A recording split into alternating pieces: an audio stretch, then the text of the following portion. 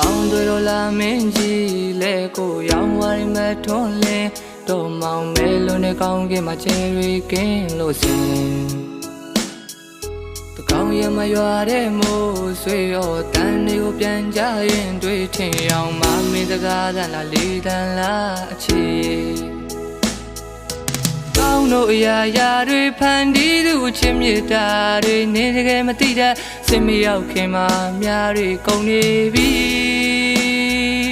ကိုချစ်ရသူဟာမချစ်ဘူးလို့ပြောတဲ့အတန်ကိုချိန်ချိန်နာတဲ့ကြားရောက်ပဲတင်တန်တွေထက်နေသည်မင်းမချစ်တဲ့လောကမှာကိုဘဝအတိတ်ပဲမဲ့ဥပြစ်ခါတွေတိမ်များနောက်ထပ်တစ်ခါဆုံးရှုံးစရာ